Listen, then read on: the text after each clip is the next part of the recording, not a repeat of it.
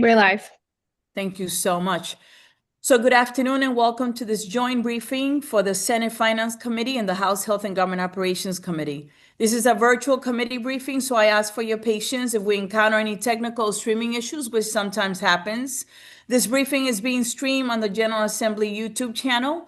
Members will be muted throughout this briefing. If you have a question after the presentation, please use the raise hand function, which is located either underneath the participant list on the right side of your screen or under the reactions bar at the bottom of your screen. After your name is called, please unmute yourself. Remember, even though we're meeting on Zoom, please refer to our usual ACO committee rules of one question and one answer from the panel. Also, please keep your questions brief. Today's briefing will include presentations on the impact of HR 1. We will hear from the Department of Human Services on the impact on SNAP benefits and from the Department of Health on Medicaid benefits and administration. Before we start with Webster Yee from the Department of Human Services, I would like my partner in crime across the street to go ahead and say a few words. Chair Bidel. Thank you, Madam Chair. Just thank you for getting this scheduled. I have a few senators on. Thank you, Senator Jackson, Lamb, and Guile. They're the ones that I see, and council. We're looking forward to hearing about HR 1. I think I hear something new, not positive, but something new about HR 1 every day. So I'm looking forward to the briefing, and thank you for getting it scheduled. And thank you for being my partner, truly. And I want to thank the ACO committee for being here. I am so grateful that all of you, ACO and Finance, make the time to be here, because I know this is supposed to be a part-time job, and it isn't. People do not know how hard we all work and the hours that we put with these hearings. So I have my vice chair as well here, Vice Chair Carlos, and welcome. And I want to thank my wonderful staff and Senate staff for putting this, it takes a lot of work to actually get us here. So I want to thank them for doing that. So let's get started with Mr. Yee, Webster Yee from the Department of Human Services. Webster, it's nice to see you back. So welcome, and you can get started. Absolutely. Thank you, Madam Chair, both Madam Chairs, for an invitation. My name is Webster Yee. I serve as the Chief of Staff for the Maryland Department of Human Services. I'm joined by a number of my colleagues, including specifically Larry Handrahan, our Assistant Secretary for Programs, as well as Heather Zanoni, who is our Assistant Secretary for Policy and Data, as well as colleagues from the Maryland Department of Health. And I think, let's see, I see on my screen Deputy Secretary Perry Briskin for her part on the Medicaid side, as well as Pat McLaughlin, our Executive Director of Maryland Benefits, and Michelle Everly, Director of the Maryland Health Benefit Exchange.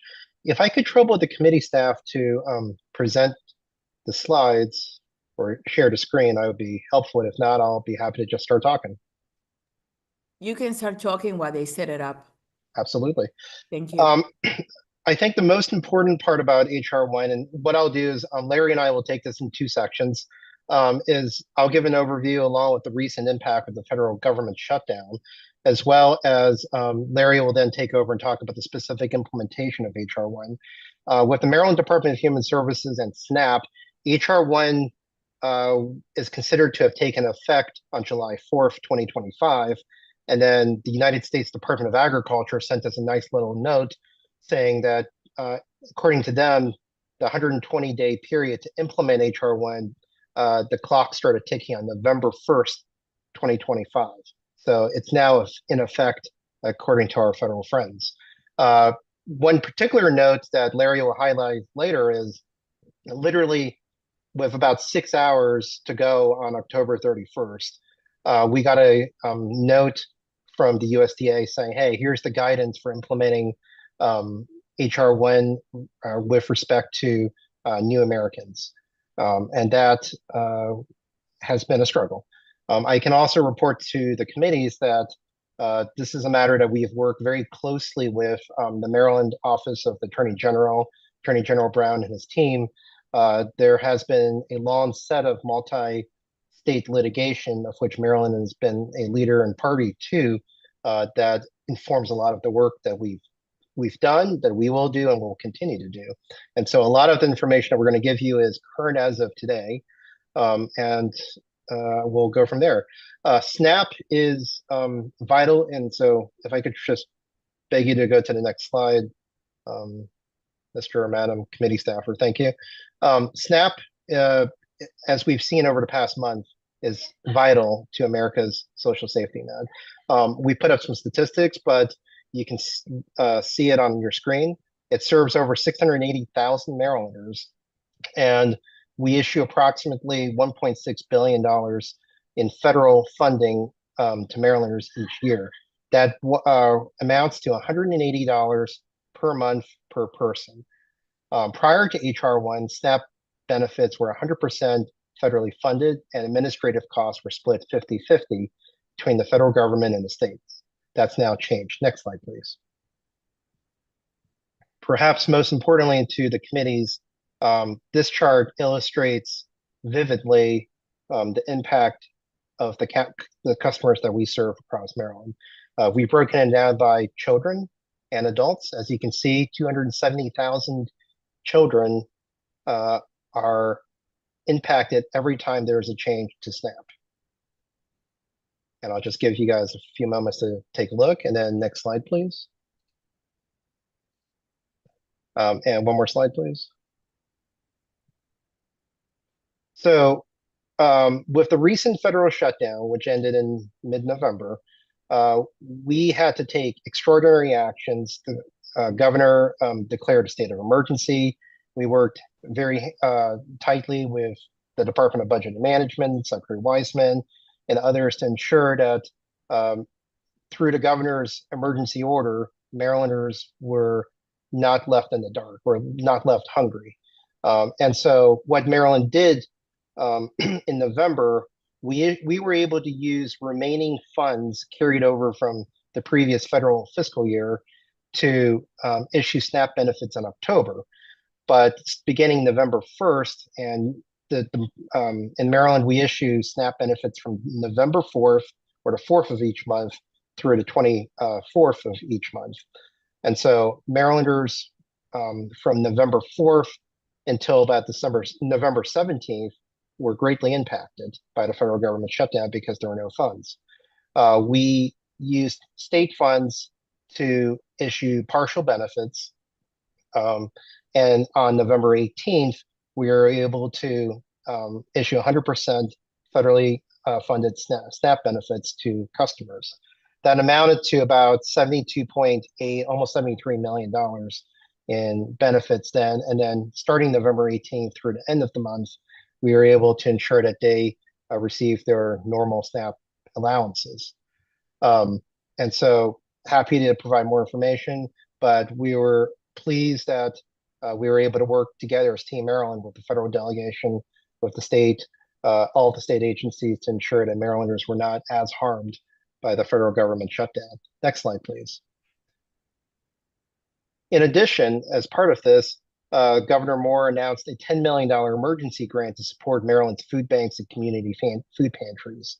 And the breakdown of the $10 million was $5.5 million to the food bank, $3.5 million to the Capital Area Food Bank, which serves Prince George's and Montgomery counties, and then another $1 million to augment what the General Assembly has existing funded through the Maryland Emergency Food Program. And so together, all of these buckets of funding, we were able to push out funds to every community food pantry that applied to the Maryland Emergency Food Bank, Maryland Emergency Food Program, as well as support the two food banks partners to get funds and food out to community food pantries and to Marylanders in the week or so before November, as well as impacted federal workers. In addition, a couple local jurisdictions were also announced county-funded emergency food assistance. Next slide, please. In addition, Governor Moore announced an additional $10 million to continue Maryland Energy Assistance Program benefits to customers. And what happened was, with the federal government shutdown, the funds that we would have received, which are approximately $90-odd million, did not materialize for November. Right when the weather got a lot colder, and our applications increased. I'm happy to report that literally a day or two ago, we received the federal award notice, and so we got almost $78 million for the federal side. With all of the state funds that were used, we either will reimburse or return the state funds, or we will seek federal reimbursement to ensure that Maryland is not fiscally harmed from this. And then with that, I'll turn it over to Larry for HR1 implementation. Next slide, please. Thanks, Webb, and thanks to the chairs for welcoming us today. My name is Larry Handerhan. I'm Assistant Secretary for Programs at the Department of Human Services. I'm going to talk through 3 different types of impacts that the HR1 law has on SNAP. I'm going to talk about eligibility obstacles and restrictions, reduced benefit values, and increased cost to Marylanders. Next slide, please. So as Webb mentioned, there was a lot of, shall we say, drama around the November allocation for SNAP benefits. It put SNAP in the news, but one thing it didn't do is to prevent the HR1 changes from taking effect on November 1st, 2025. So as of last month, you can see on the slide that there are 3 things that have changed. The first is that there are expanded work requirements for a population we refer to as ABODs, which I'll talk about it more in depth. Starting November 1st, most refugees and people granted asylum will no longer be eligible for SNAP unless they also have a green card or known as a lawful permanent resident. And households without an elderly and disabled member no longer automatically receive something called the Standard Utility Allowance. Something that's worth noting about the SNAP program, for those who may not be tracking, is that you have to recertify every 6 months, so there's some variability there. So while this impacts new applicants who present to DHS at a service center, it actually won't impact existing customers until they come in for their redetermination at the 6-month mark. So we're going to understand the impacts of all of these changes month by month over the next 6 months or so. Now I'm going to go down into each of these a little bit more depth, starting with the next slide. So the most broad impact of HR1 on Marylanders is that 80,000 new individuals may be subject to additional red tape through work requirements. So there's a population of SNAP recipients that we call ABODs, which are able-bodied adults without dependents. This is a group of SNAP recipients who do not have to meet the work requirements historically, but they do as of November 1st. There's a couple different categories of people who are impacted. One category is individuals who are 55 to 64. Previously, you would have been exempted from work requirements. You would have been able to receive SNAP every month. Moving forward, you're going to have to demonstrate that you work 20 hours a week, 80 hours a month, or a slight variation of that in order to qualify for more than just 3 months of SNAP. This is a really big change. In addition, those under 65 who have a children in their household, it used to be that if that child was under 18, you were exempt from work requirements. Now you have to have a child that's under 14. So that population of parents who have kids 15, 16, 17 are going to be impacted. In addition, there were different categories of SNAP recipients. There are different beneficiaries, neighbors who were exempt because of their status as a veteran, because they were experiencing homelessness, because they were a former foster youth. Those populations will now all be subject to work requirements moving forward. Next slide.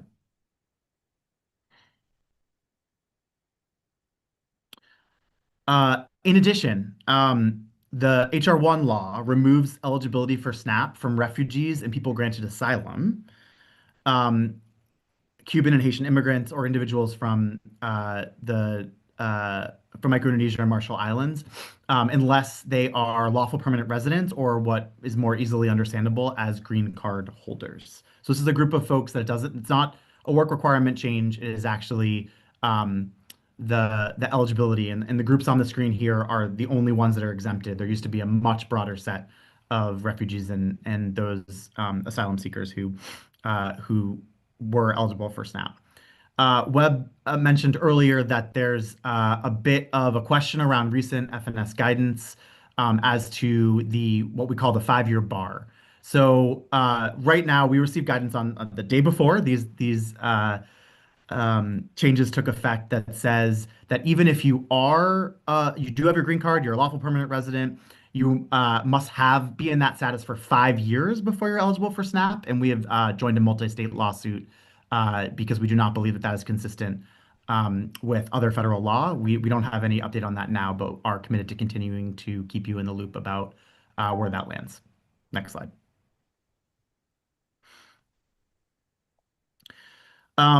The last thing that's in place as of right now is regarding what I mentioned earlier, the standard utility allowance. This is the SUA.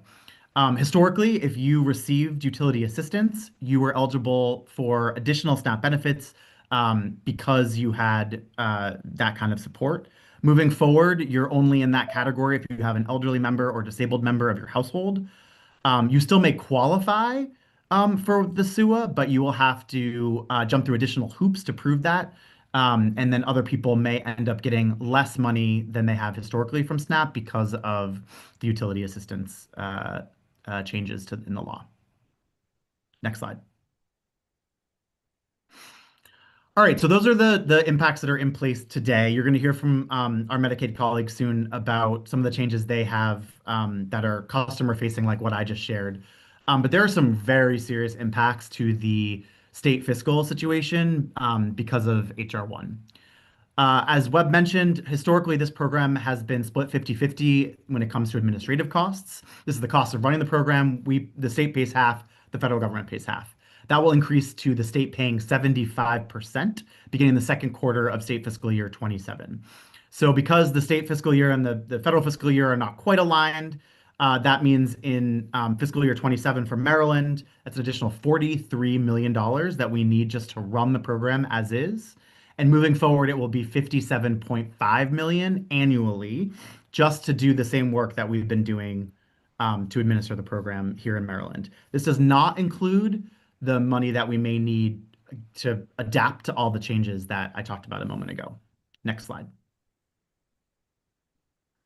Also, a very, very large concern to Maryland and all states is that SNAP had historically been 100% paid when it comes to the actual benefit that goes to customers.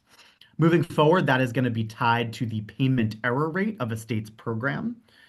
And based on the error rate, you might have to pay up to 15% of the actual SNAP allocation per state. In Maryland, that could be $240 million starting October 1, 2027. I'm going to show the thresholds in a moment, but our current payment error rate, which is, driven by overpayments, underpayments, how we administer the program, every state has an error rate.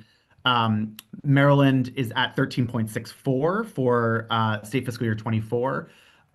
Based on what that number comes down to for 25 and 26, we'll determine what percentage of the actual benefit itself Maryland might be responsible for. In the next slide, you can see where those ranges are. So this is going to be a focus of ours moving forward, as you can imagine. Next slide. Overall, there's a lot of variability in what I just shared based on the payment error rate, but we are looking at very significant increases to hopefully the general fund to cover the SNAP program moving forward. Next slide. I want to briefly talk about DHS's approach. We are committed to minimize harm. We think the best ways to do that are to preserve access, be human-centered, build practical solutions, and work in partnership with the General Assembly, with our agency peers, and with the community partners across the state. So I'm going to talk a little bit more about what that looks like in the next slide. So we have already, I just joined Maryland DHS in September, but one thing that set us up for success that I was so pleased to learn when I came here was the state's efforts to roll out the One application this summer, which is streamlined benefit access for benefits here in Maryland. This is going to help us tremendously engage with our customers and adapt to the changes of HR 1. In addition, we've already expanded the SNAP employment and training partner network from 30 organizations to 48 organizations. So that will help people who are looking for work opportunities connect to them more easily in their location.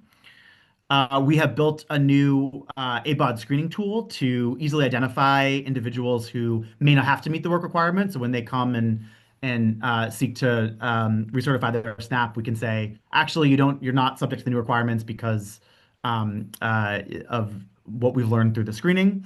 We also have a central webpage that we are keeping updated with information that we think everyone can use, how this impacts individual customers. It's also good for our community partners to walk through and understand. We're also working in close partnership with our colleagues. I'll just spend a really quick second going over what's on the slide here.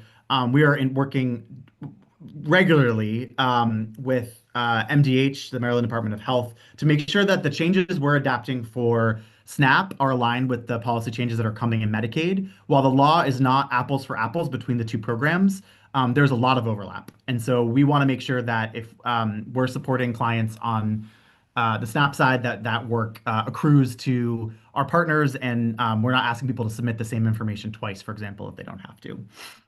We're also leveraging existing data sources that we have, like, for example, with MHCC, to make sure we can determine as many people as possible as exempt so that they don't have to meet the work requirements, as long as that's consistent with federal law. The Maryland Department of Labor is a key partner here to really expand the employment and trading pipeline, not just for SNAP B&T, but for all of our programs. There's a lot of people who are going to be newly interested in opportunities, and we all want people to work if they're able. So that's a shared goal that we have across the state. We need to make sure technology keeps up with the changes, so we're appreciative of our partners that do it. We also see a lot of potential in AI, which we can talk about as we develop different tools. And then lastly, we're not just relying on Maryland partners, but looking outside the state for creative solutions to reduce our payment error rate. We're partnering with a philanthropy and a university to use a data-driven approach to drive down our payment error rate moving forward. Next slide, which is my last one. Our call to action is different for every audience, but we really want to make sure that everyone across Maryland is working with us to be a trusted messenger with their communities so that people know how these impacts might change them and what they need to do to retain benefits. We also want to know if what we're doing isn't working. So if you're hearing from communities that say we need a different level of support than they're getting, we want to know that information so that we can adapt appropriately. And then we're always looking for new partners to make sure that we can get the messaging out, think creatively about solutions, and minimize harm for all Marylanders. That concludes our presentation for today. Thank you. And I know that we have some questions. I'm going to start with our friends across the street, the Senate. Any questions from the senators? Okay. I don't see any. I do see Delegate Morgan, followed by Rosenberg. Delegate Morgan? Chair. I think I got the audio off.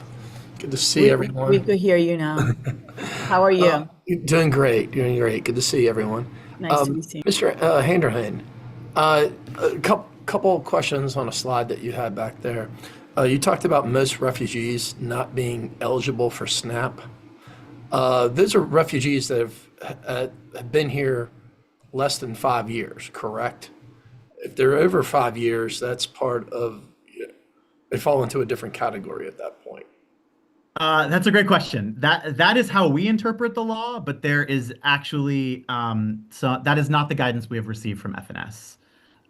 So I don't know. My colleague Heather Zanoni is on the line, I believe, and might be better to answer some nuances there. But yes, the after 5 years, refugees and asylees can receive SNAP. I think there's a question about whether or not upon receiving. Previously, before we received guidance on October 31st to be implemented on November 1st, if a humanitarian immigrant became a lawful permanent resident, they didn't have to wait for the 5 years. Now they're saying they do have to wait for the 5 years, but that conflicts with existing law. So we're that is the conflict. Do we follow existing law that was not changed by HR 1, or do we follow the guidance from SNAP? So I think the policy debate that's going to be headed in the months to come during session is whether the state should fill that void in payment. Do you know approximately how many people that is and what's the dollar value of that for those that fall into that category? We have an unvalidated number. So we're still looking at it. We have an estimate, but it's unvalidated. But happy to get back to you on the validated number once we have it. You Thank can for get asking. back to both committees when you have the numbers, please. Happy to do it, Chair. Thank you. Thank you, Madam Chair. You're welcome. Next, I have Delegate Jennifer White Holland. Oh, I believe Delegate Rosenberg Yeah. was next. Did I do something Chair. wrong? Yeah, I'm No, next. it's just the way I saw it, but you That's can go okay. ahead, Delegate Rosenberg. Thank you. Several years ago, under the Clinton administration, there was a welfare reform program passed by the Congress with a work incentive, work requirement. How does this new law differ from what we enacted under Clinton? And a follow-up question is, back then, the Appropriations Committee had jurisdiction for welfare reform. Do we now at HGO have jurisdiction for welfare reform? So with respect to the Clinton era changes, those were to what is now temporary assistance for needy families and was formerly AFDC assistance for, it's been so long I don't even remember what AFDC meant anymore. So no, it didn't change SNAP back in Aid to families 1996. with dependent children. There you go. Thank you, Delegate. So these are, HR 1 is SNAP changes, not TANF changes. That's the difference, two different authorizing statutes. But where does it go? This probably isn't a question for you. Does It it go actually to- goes to both committees. With To- the policy, they're the money, and we work together with Chair Barnes and Delegate Shetty, which is why you see her in our committee. We do a lot of the work together. Okay, thank you. My pleasure. I am gonna call the way I see it, and I also try to be balanced, okay? So next is gonna be Delegate Shalega.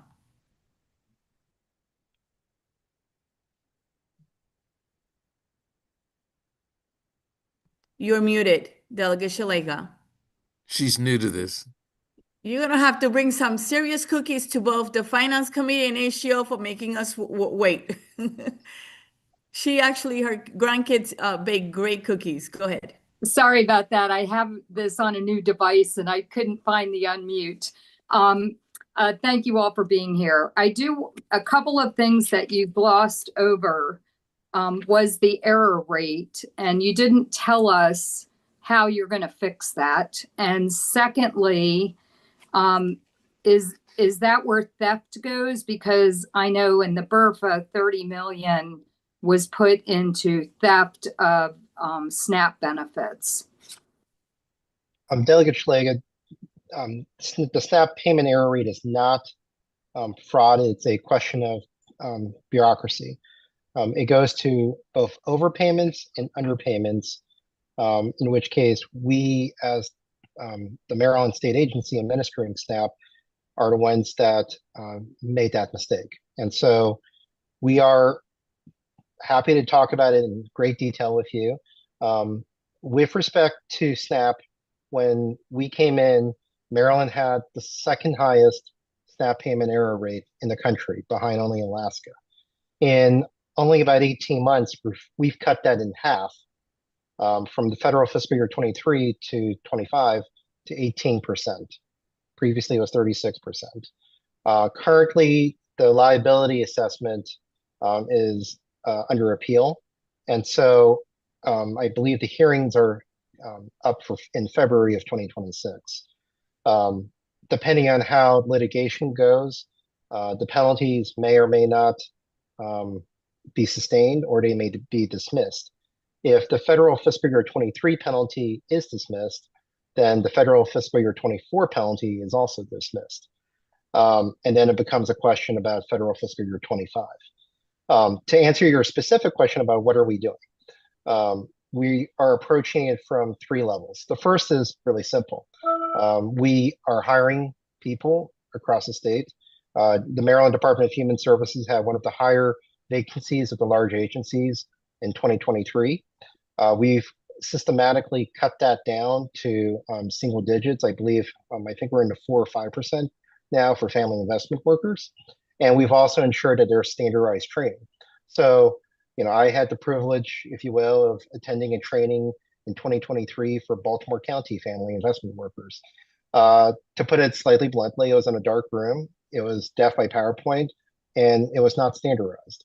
In the past 18 months, we've taken the time to train our workers, to invest in our workers, and to ensure that they are given the tools that they need to do their jobs. The second is through our colleagues at the Maryland Benefits, through Executive Director Pat McLaughlin and a lot of hard work, we fixed the technology that we've inherited so that it works. The third part then is we've taken the time to manage all of our processes, like my colleague Larry said, to issue a single benefits application, which makes it a heck of a lot easier for someone to apply and to apply with all of the correct documents and all of the documents so that there's less of an issue.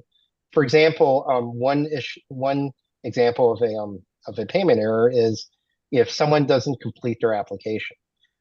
Prior to this, it would take upwards of 40 minutes to complete a SNAP application. Now we've reduced that to minutes. Previously, our SNAP application was a horror show of you had to use a desktop computer. It didn't auto-save on your phone. It didn't auto-save, period. So if you were kicked out for some reason or had a technology issue, you had to go back and apply, and we had to retype stuff in. So all of these items were systematic process and policy and people fixes that we have implemented over the past 2.5 years. And that has been substantial factors in how we reduced our payment error rate. Sorry to go on a little bit extra. That's great news, Webster. And obviously, it'd be a huge savings to the state and to taxpayers if you can bring that error rate, down. I think personally that's a good incentive for the states because the state doesn't pay out any of this money.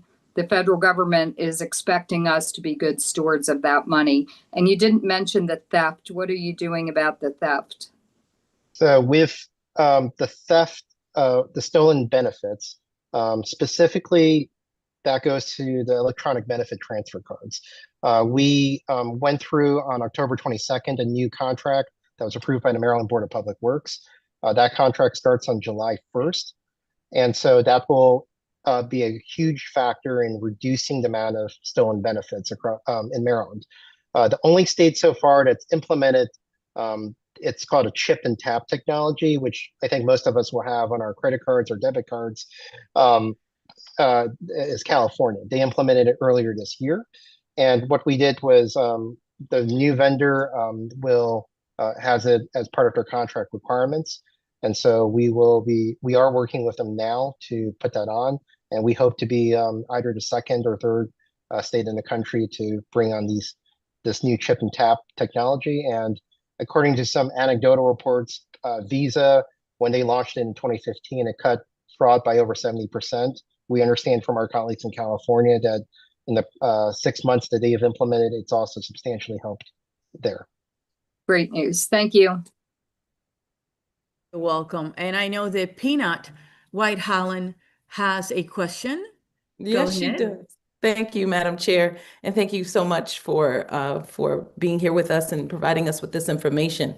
I wanted to ask about communications, and pardon me if I had to step away to attend to our deputy delegate here.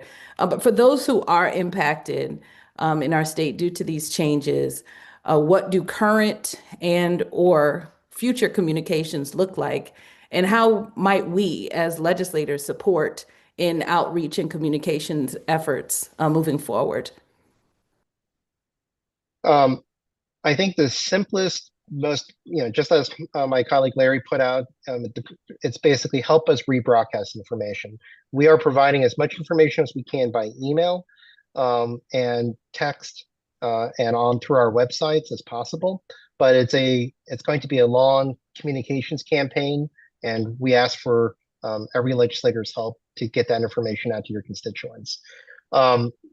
Where we are required to by federal law, we send out hard copies, but postage is expensive these days. And so we want to minimize the amount of hard copy mail that we send out. That said, we are determined to ensure that when we do send out communications, it's in both English and Spanish.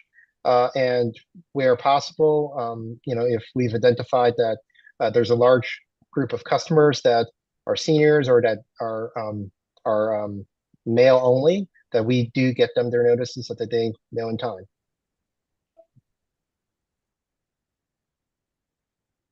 Thank you.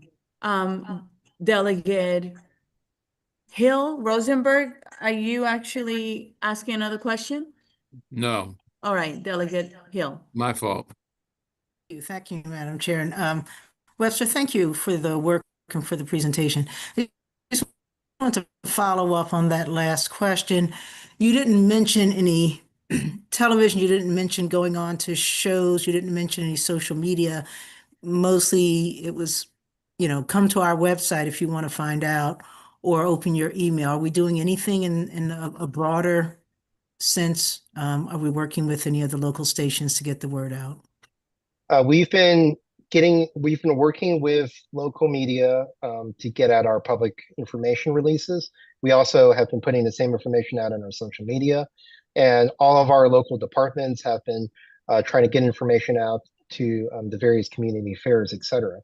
That said, we are not able to, right now at least, pay for an expensive media campaign. That's budgets are tight right now. But that said, we're using everything at our disposal to get the communications out.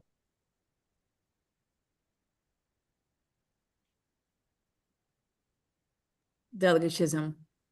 Nice to Thank see you, you. Madam Chair. Go ahead. Yeah, I took it down for a minute, but then Webster spurred my question again. I guess my big question, Webster, is I looked at historically our error rates, and they were low. I mean, they were 6, 3, 2%, 3%. And then in 2022, we jumped from 8% all the way up to 35. You guys, it looks like we've done a good job of bringing that back down. 18 in 2023, and then 13 in 20. So we're going on a good trend. But what caused that huge error rate to jump? And what have we? Obviously, we've done something to rectify that. 3 factors, Delegate Chisholm. The first is we had a lot of staff turnover in 2020, 21, 22 due to COVID. And the new staff that were brought on weren't adequately trained.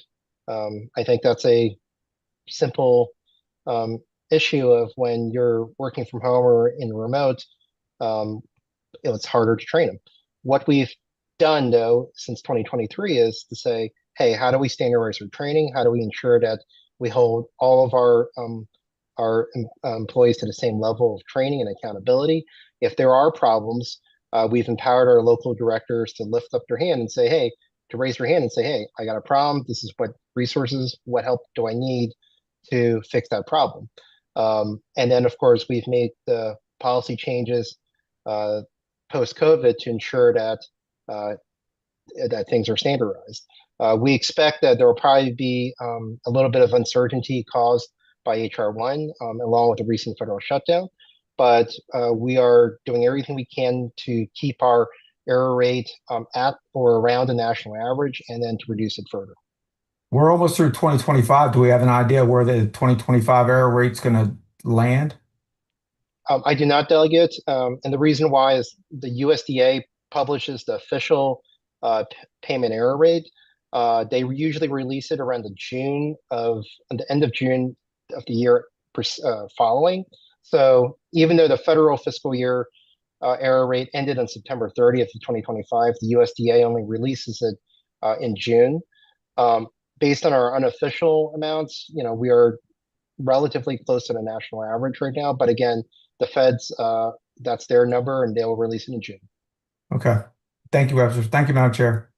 Okay, I don't see any other questions, so I have one last one for this panel. Will you be so kind, Webster, and tell me what are the income requirements for these programs? Who are we talking about? And Marcos, can you bring up can you go through this chart, please? Absolutely. And I'll let my colleague Heather as well speak, but if you guys look at the SNAP columns, it's kind of in the middle or left side of the middle of the screen. It breaks out basically here are the income requirements as of October 1st, 2025. If you're a household of one, the gross monthly income requirements a little bit under $1,700. If you're a family of four, it's a little bit under $3,500. And then the maximum income is $2,700. Madam Chair, happy to answer any specific questions once folks have had a chance to digest this visual. And this is basically the 1,700 doesn't include that. With that, a person, we will have to pay their rent, right? Any medical bills, any telephone, any gas for the car, right? Correct? Yes. Okay. And the other question I have, in Maryland, do we know how many people are on SNAP? There are about 680,000 Marylanders. And how many counties are receiving people that are receiving SNAP? Is it fair to say all 24 counties? Yes, ma'am. All 24 counties, and specifically, there are 270,000 kids out of that 680,000, and about 128,000 people with disabilities, and then about 120,000 seniors. Okay, thank you. Senator Lamb. Yeah, thank you, Madam Chair. Just a question for Mr. Yee about the fact that HR 1 had an Alaska giveaway, right? This was negotiated by Senator Murkowski that in some ways, I guess, tried to account for those states that had a higher error rate. I assume that Maryland would be better off trying to fall under the lower threshold error rate than just than having like a huge error rate that would put us into the Alaska giveaway, right? And maybe you can clarify whether we would even fall under the Alaska giveaway provision.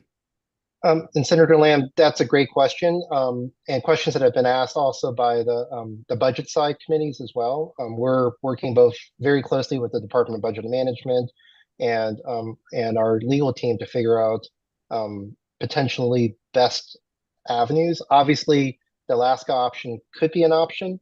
Right now, at least, until we're directed otherwise, we think the best path forward is to just lower our error rate as much as possible for any number of reasons. But let's just go with simply, the more accurate we are, the less Marylanders are harmed. Thank you. Thank you very much for your presentation, Mr. Yee, and everyone else on your panel. On behalf of the Finance Committee and the House Committee, we want to thank you. I know this is not easy. This is tough because a lot of this, we did not cost the KAC, and it's going to destabilize the whole system: health, housing, behavioral health, food, everything. And I hope we can pray that we can figure it out during session. So thank you very much. We're now going to go on to the second panel. We have Maryland Medicaid and Supplemental Nutrition Assistance Program updates, and we have Perry Briskin, Deputy Secretary, Healthcare Financing and Medicaid Director, Maryland Department of Health. Good afternoon. Good afternoon, Chair. Thank you so much for convening being with us. Thank you. And thank you, everyone. It's nice to see so many familiar faces and just very good to be with you all on this important topic. For those I haven't met, my name is Perry Briskin. I stepped into the Medicaid Director role about 4 months ago. And today we'll be sharing, following Webb and Larry, an update on the Medicaid side of our OBA implementation. Next slide, please.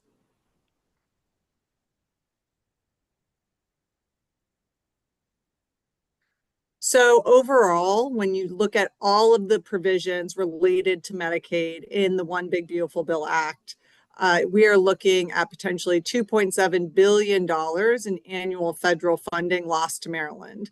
Now, the provisions under OBA are being implemented over many years through 2030. And so this is gradually, but just to give you an impact overall of what kind of financial loss we're looking at. Next slide. What we are focused on today are the eligibility provisions that are in OBA. And these are, I think, what many of you have heard about. This is what we have put out publicly. I think this is what we have briefed many of you on over the last few months. Number one is changes to immigrant eligibility. So starting October 1st, very similar to SNAP, refugees, asylees, immigrants granted parole for at least 1 year, and certain victims of abuse and trafficking will no longer be eligible for Medicaid. That really restricts it to legal permanent residents or people with a green card already. It is important to note that pregnant women and children are not impacted by this provision specifically. And we are still trying to make better estimates here, but we believe as many as 60,000 individuals could lose benefits in Maryland due to this change. That then following up is the next requirement, and this, of course, has been getting rightfully a lot of attention. These are the work requirements, also called community engagement requirements. Starting January 1st, 2027, adults ages 19 through 64 will need to show that they are either working at least 80 hours a month or have a certain income above $500 a month.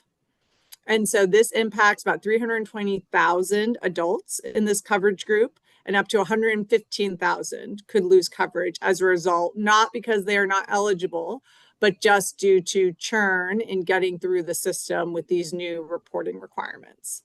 Next slide, please. Also starting January 1st is the same group of adults, the same group of non-disabled adults ages 18 to 64 will have to go through redeterminations for Medicaid instead of every 12 months annually to every 6 months. So this is impacting this 320,000 adults eligible. And we expect, while this doesn't require as much implementation work, it is going to be one of the places where we are going to see the most churn. We know that when people have to redetermine their coverage, that they often fall out of the system. We are also starting January 1st, 2027, shortened what we call retroactive coverage opportunities. So retroactive coverage used to be 3 months for everyone, and then depending on your age and what group you fall into, it may just be 1 or 2 months. Next slide. These are other OBA provisions that are related to Medicaid that were in the bill. They are not the focus of today's presentation. Some of them relate to financing, provider taxes, state-directed payments, budget neutrality. Planned Parenthood is on here. I also want to flag the last bullet, erroneous excess payments. Similar to SNAP, Maryland Medicaid also has a payment error rate that is determined by the federal government through various federal audits. Historically, Medicaid programs have been put on corrective action plans to correct their erroneous payments.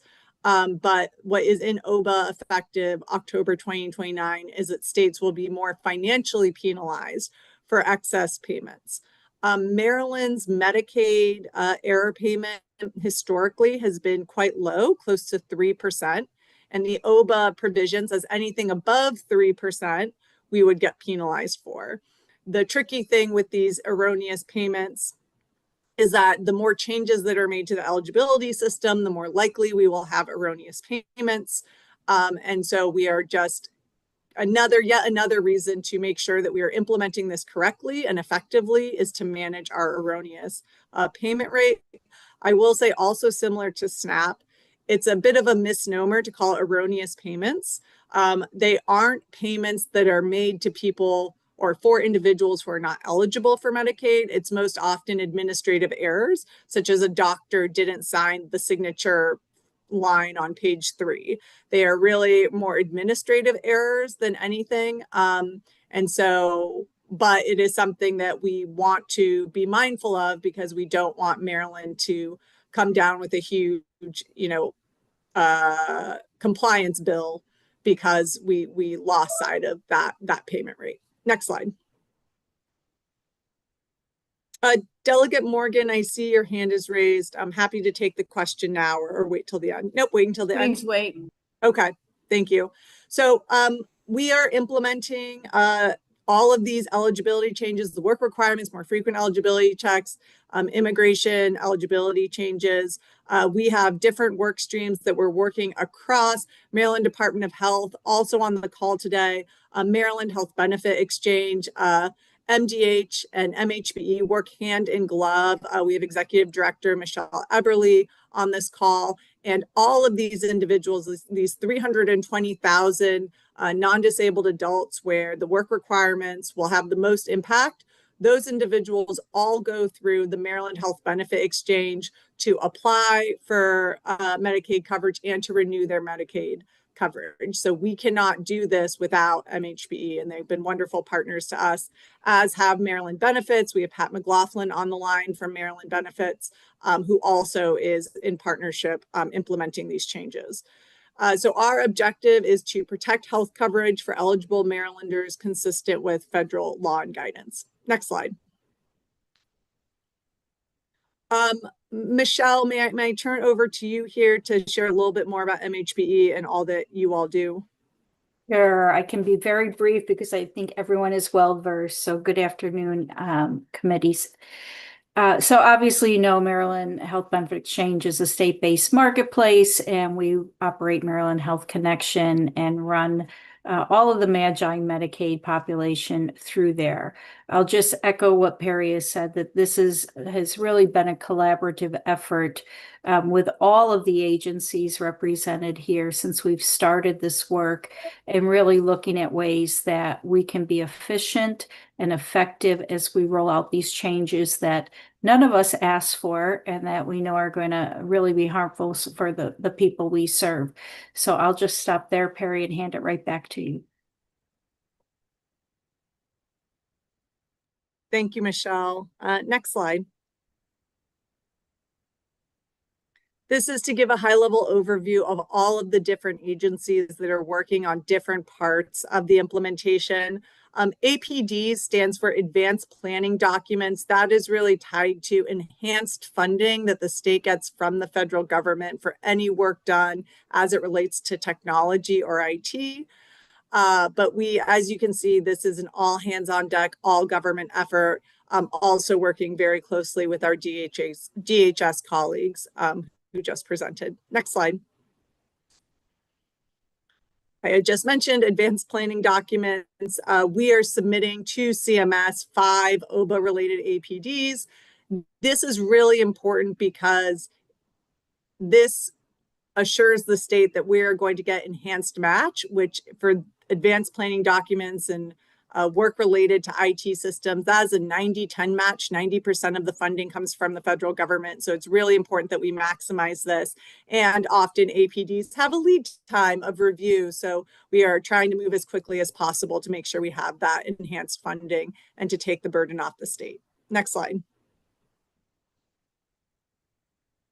This is our data and systems timeline. I won't go into this too much, but we are working very hard to do as much planning this year as we can, as much implementation and system design next year. Next slide. I want to call out August 2026 to begin internal testing of work requirement systems. These systems will live at MHBE, and they are responsible in partnership with MDH for building a lot of these new systems. Typically, as you know, building new systems in government can take a very long time. To begin testing a brand new system, August 2026 is very, very soon. So we are moving as quickly as possible in order to be compliant with the January 1st, 2027 launch. Next slide. We are doing everything we can to leverage existing data across Maryland government to both verify work requirements and work requirement exemptions. So you can see some of the partners we have listed here. Chair, I'm moving a little bit fast just given the time. Would you like me to pause here and start taking questions, or should I just keep going through this? Okay, we're moving. Next slide, please. We are doing everything we can to leverage AI. And so MHB already does a number of their system work with AI, but we want to expand this. Again, we want to use this as an opportunity, if we can, to strengthen our systems, make them even easier for our members to use, make as many things automated as possible so people don't have to submit paperwork or don't have to follow up with additional information. And AI is a key piece of that. Next slide. We have a comprehensive communications approach here. I will say, in addition to this, we are working closely with our managed care organizations on a campaign to support getting the word out about these upcoming changes. Very similar to Unwinding, if you recall the check-in campaign, it is going to be the same sort of model, where we partner with a communications firm and then push that communication materials out under the MHBE recognizable brand for our members, which is where they know to go for health coverage. Next slide. This is a little bit about the communications timeline. I think one thing to flag is that notices to individuals will have to go out by the end of August. So that is a federal requirement. So we're going to actually have to do formal notification to everyone impacted by then. But I also want to emphasize that communication cannot just go out to the individuals directly impacted by these changes. They also need to go out to other members, so we prevent as much as we can a chilling effect, so people know that Medicaid is still here for them, so people know that they're still eligible. That's especially our members with disabilities, our pregnant women, our children.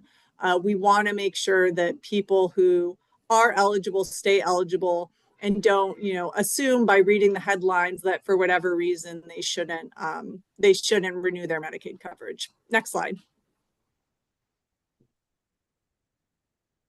I had mentioned this before. We are working with MCOs on a campaign. We have a new MDH webpage that I believe you all already have, but we will re-up. We are also working on what we're calling an ACA deep dive, where we are looking to get more information about who this population is, where they're located, what is their current healthcare spend. And we are going to be releasing a deck shortly, but also having it up on a live dashboard in partnership with Hilltop at the University of Maryland, which is our data partner.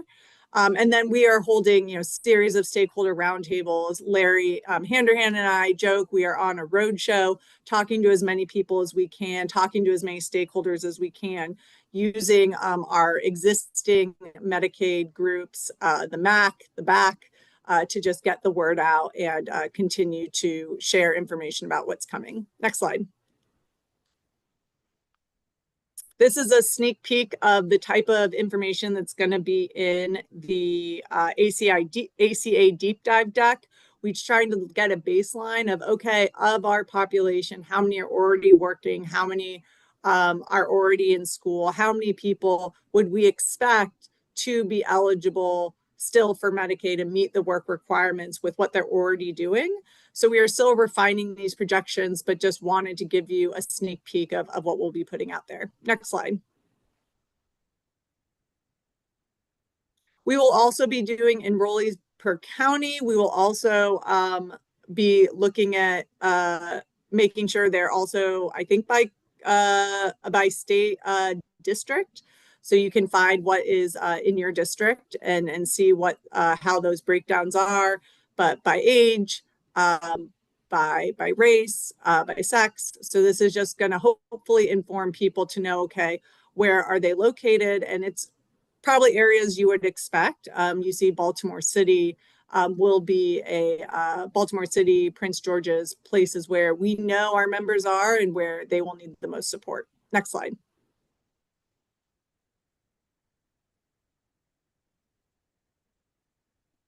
Again, sort of putting this into context of the changes that are coming. Next slide. Staffing, we are working internally and in close partnership with our governor's office at the moment to determine what level of staffing we will need to implement all of these changes. Part of that is to develop new trainings, new policies, new processes, and also working in close partnership with our local health departments, who also have eligibility workers at the local county level. MHBE has also made a request for additional staff on their end. And so these new requirements do require additional resources that we will likely be asking for in some capacity. Next slide. This is a little bit more about the training timeline. Next slide. Next slide. This is a little more information about the work requirements, what is in the statute. I will caveat with all of this, CMS has yet to put out additional guidance. So there are a lot of outstanding questions of how this will work, timing, attestation, documentation, but we are implementing it with our best guesses and hoping that we won't have to make too many big 180 shifts once CMS guidance comes out. Next slide. These are some of the exemptions that is in statute for the work requirements, but it's a question of how do people attest? Again, back to that error rate, we want to make sure we're collecting and documenting the right type of paperwork. So if CMS does come up in audit, we can share how we are determining whether someone is eligible for an exemption. Next slide. Absent CMS guidance, we are making some core assumptions. And so far, as CMS guidance trickles out, some of these core assumptions will be proven right, some will be proven wrong, and we will just try and be as nimble as possible. Next slide. We also want to take advantage of any flexibilities or ways to maximize the work requirement exemptions. So again, still waiting CMS guidance. Next slide. These are some of the policy decisions the state will be able to make. The statute is fairly prescriptive, so there isn't a ton of flexibility yet over what states can decide to do. And then that is partially some of what we're asking or waiting CMS to put guidance out, is how much flexibility they're going to give to states in this implementation. Next slide. When we talk about medical frailty, these are some of the categories of conditions that we think about. So if you are in the adult ACA group and you are subject to work requirements, these are some of the medical conditions that could make you exempt from having to report work requirements. It is important to note that while you may be exempt from having to comply with the work requirements, you will not be exempt from having to go through renewals and redeterminations every 6 months. So there's still that, but at least for the work requirement piece, you would be exempt from having to comply with that. Next slide. And I'm going to pause here because I think these were older slides that we had on SNAP, but happy to take any questions, and thank you for your time and your support today. Okay, I see Delegate Szeliga first.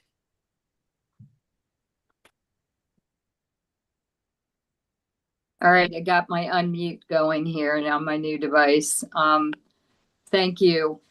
Can you go back to chart 20?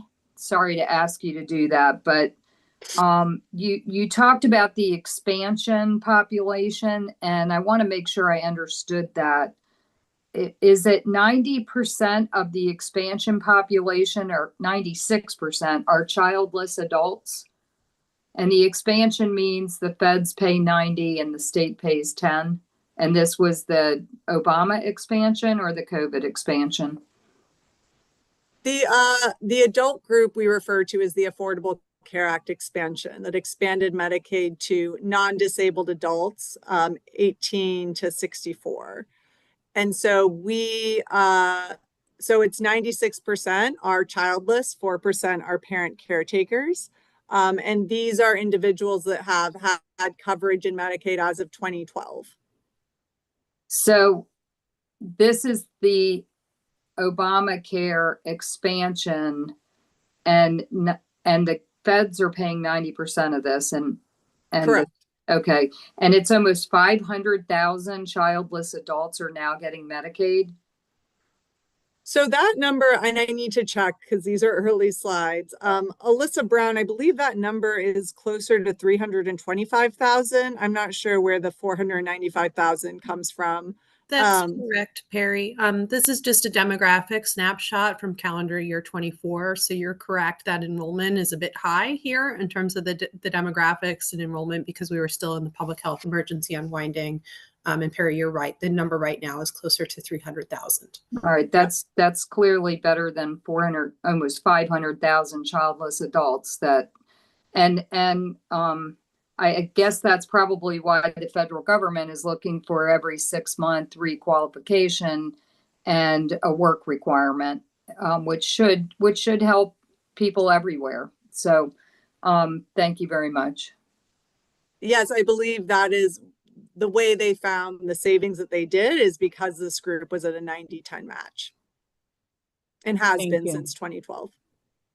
Thank you. And Perry, just to clarify this, under the expansion, an individual has to live within 138% of the federally, the poverty guidelines, and that is less than $22,000 a year, correct?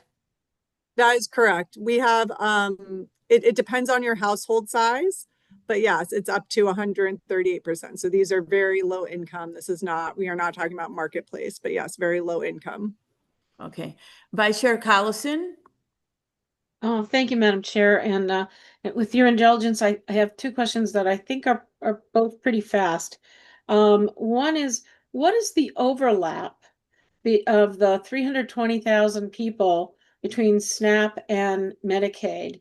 Because they're going to be subject, both these groups are going to be subject to similar kinds of processes. And I think we need to be looking at how we can streamline them so that maybe they only have to do one form every 6 months as opposed to 2 forms every 6 months. That's one question. The other question is, so all of these new tasks that we are going to have to administer as a state, you know, and Perry, you alluded to this, are going to require more staff. So should we prepare ourselves for requests for additional PIMs as you move forward with the implementation of HR 1? Thank you, Vice Chair Collison. Nice to see you. So individuals, I want to make it clear. So we work very closely with our DHS partners and make sure that data is shared. So individuals enrolled in SNAP that meet the work requirements for SNAP will be eligible for Medicaid. In answer to your question, there is a lot of overlap. This is the same population.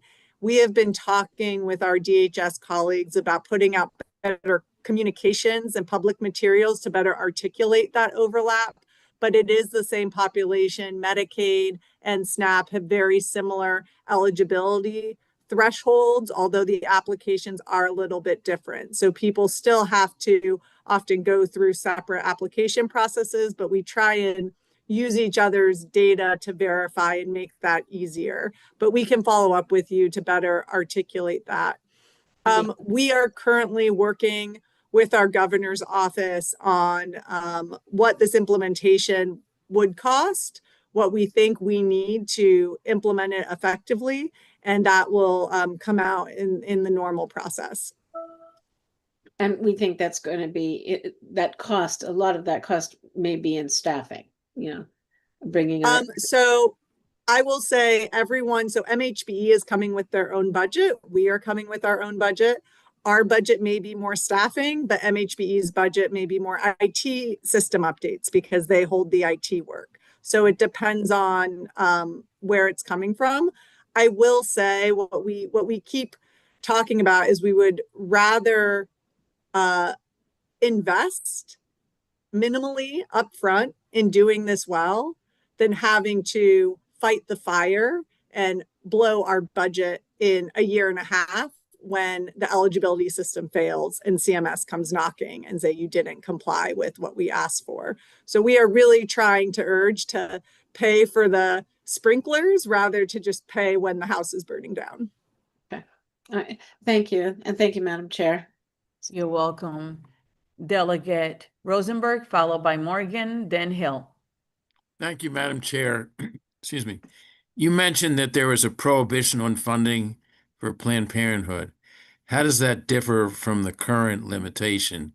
What is allowed in terms of funding for Planned Parenthood under the existing law and therefore would not be allowed under this new law?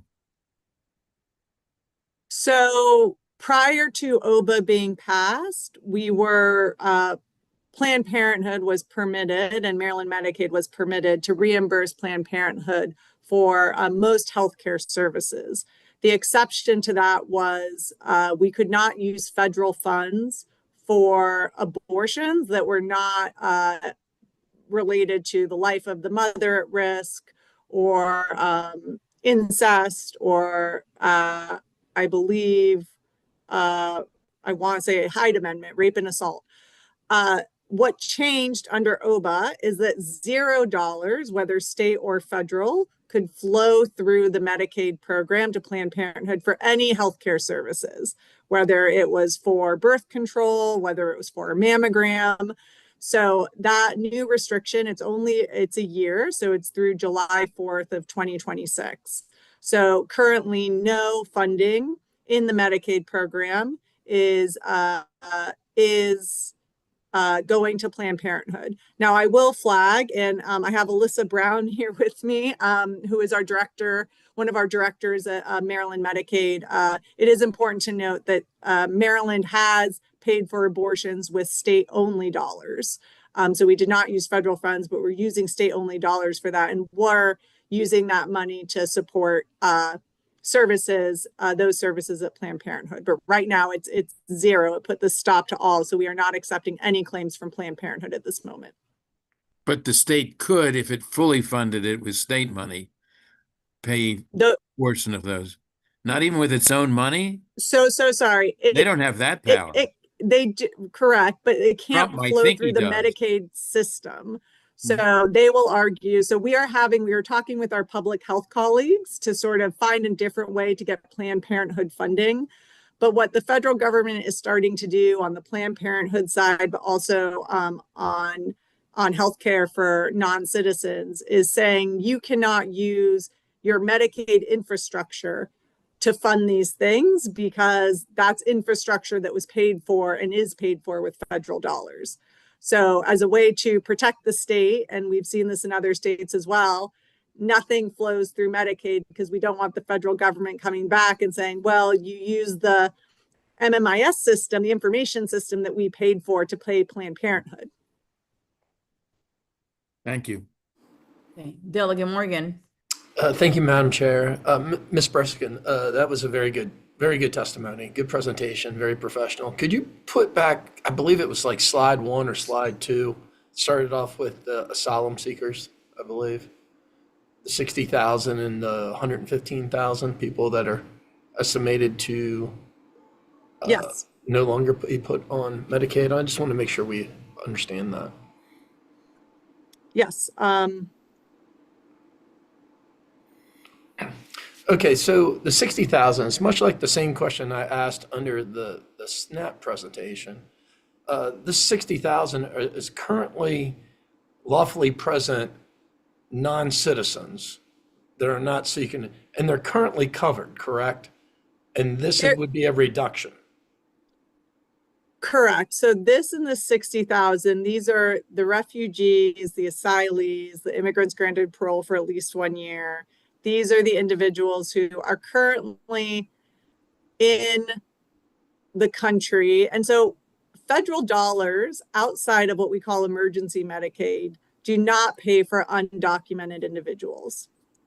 So we have Healthy Babies, which it does fund a little bit our Healthy Babies program, but by and large, this 60,000 are individuals who are currently in these other immigrant categories that as of October 1st, these immigrant categories will no longer be eligible.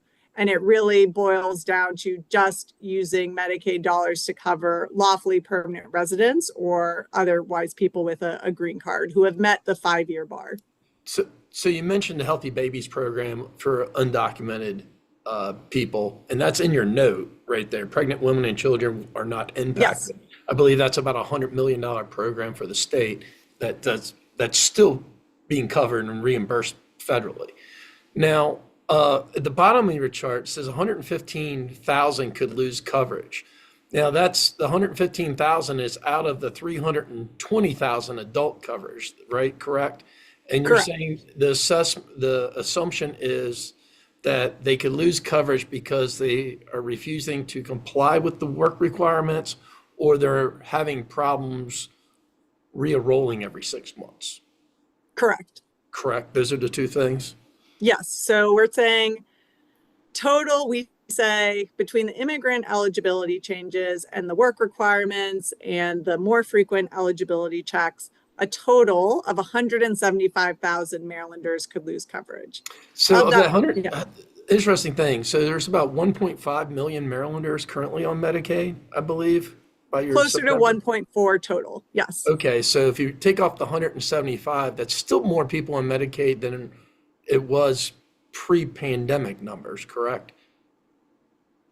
I would have to check my pre-pandemic numbers, but it's I think we're close to pre-pandemic right now. I think we were 1.3 to 1.4 pre-pandemic. Okay. We are. Last final question, really quick.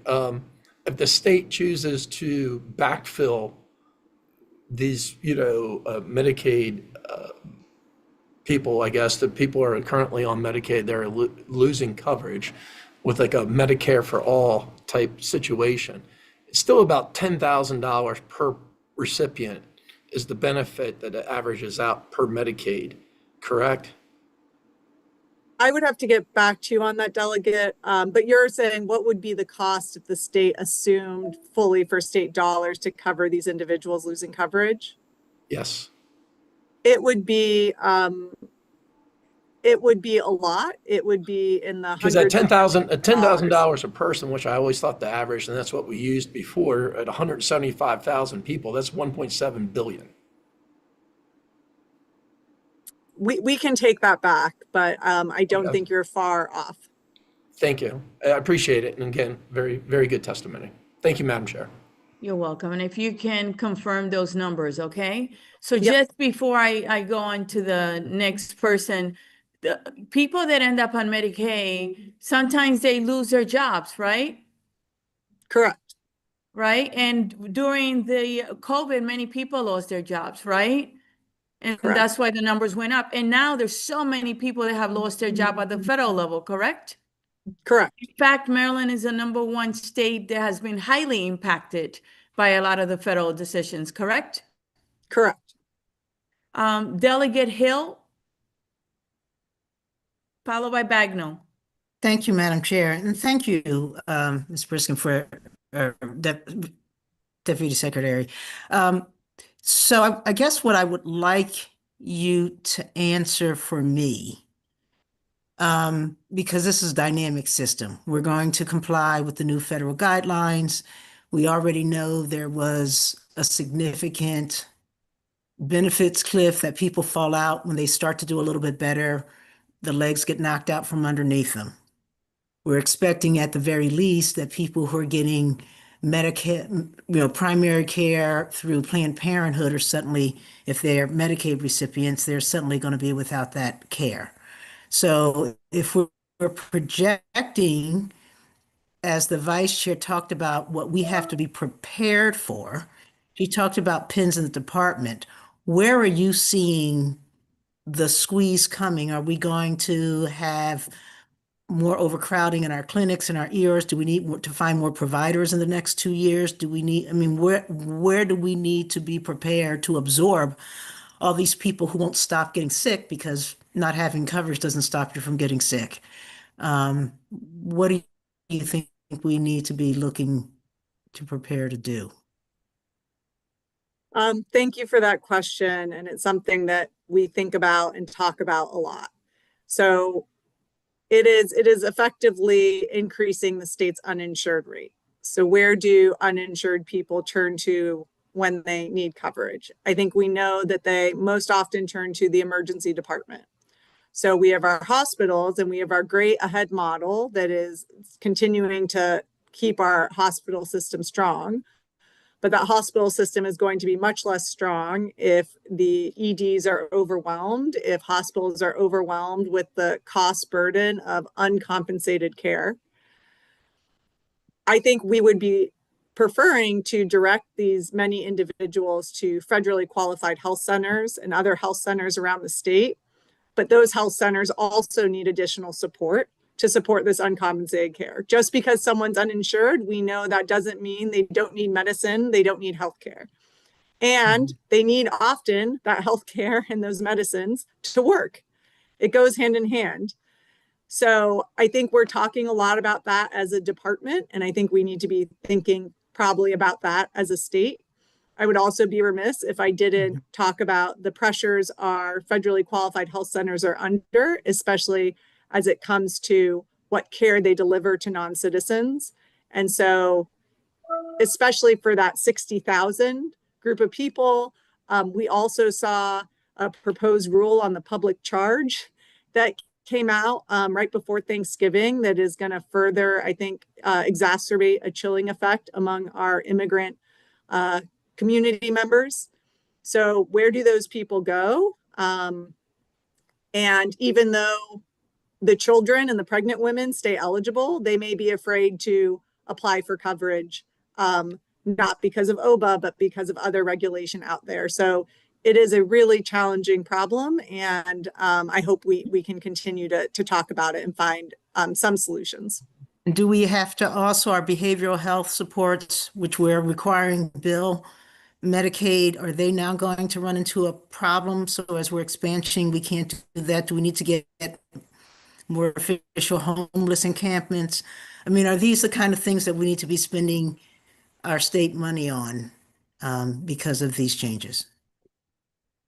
I think that's a discussion we can have. Deputy Secretary Alyssa Lord is not on this call, but our behavioral health care system, similar to FQHCs, they don't refuse people from care if they show up at their door. But what changes is who takes on that cost of care for the uninsured. Most often it's the state. And so those state, we need to talk about how we are spending those state dollars. We need to talk about how we are continuing to try and do preventative care so it doesn't end up in the emergency department. So these are all very good questions that I think fall a little bit outside the scope of just me, but it definitely for the Maryland Department of Health and our partners to continue to discuss. Thank you. I thought I saw Delegate Bagnall, but your hand is down, or do you have a question? I did. I just had two quick questions. One, first of all, thank you, Secretary, for your thorough presentation. And I know you spoke to being flexible and nimble, but given the previous briefing that we had on SNAP and that we got guidance the day before implementation, do we have a sense of when we are going to get the guidance from CMS? And do you feel like you're creating a long enough runway to be nimble if that guidance comes closer to implementation, full implementation? Thank you, Delegate Bagnall. Nice to see you. That is the $1 million question. So many of us were at the National Association of Medicaid Directors Conference 2 weeks ago, where CMS did present informally some initial thoughts that they had. We think the guidance is going to be trickling out. So it won't be just one piece of guidance. It will be a series of materials that come out between now through next year. I don't think we really have a choice but to be nimble. I will say Maryland is led by Alyssa Brown here and her team. In partnership with Michelle and Pat and their teams. We are in we are prepared as much as possible. And so we are trying to take our best guesses, attend every work group. We are in constant communication with other state Medicaid agencies to make sure we're not an outlier in terms of implementation. So we are doing everything we can to prepare for it. I will also say the Medicaid team of the federal side has not been hit as hard with layoffs. And so I know that we all know the career staff there are trying to do their best to make this actionable for states. So at this point, similar to everything, over the last 12 months, we have to sort of, to some extent, roll with it and prepare the best we can. Thank you. And do you have a sense from what has trickled out, if the state law that we passed a couple of years ago that expedited determination between, SNAP and Medicaid, if we'll still be able to utilize that sort of expedited process for determining eligibility? Yes, we do not expect that to be impacted. And we hope I would like to find additional flexibilities similar to that help to increase that rate of automation that further relieves the burden from our staff, from our members. It is government efficiency. And so that won't be impacted. And I hope to find other ways to do similar initiatives. Thank you very much. Thank you, Madam Chair. Thank you. I don't see any other questions. I do have a question for you, a bit more specific. I would like to learn more about the actions that you intend to take to maximize the exemptions allowed under the law. For example, do you intend to broadly interpret the definition such as medical frailty, right, to include the most Marylanders, including people that experience homelessness?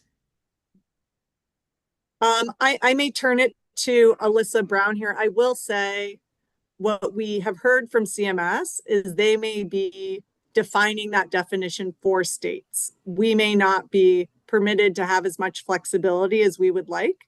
But Alyssa, may I turn to you? I know you have been working very, very hard on this question.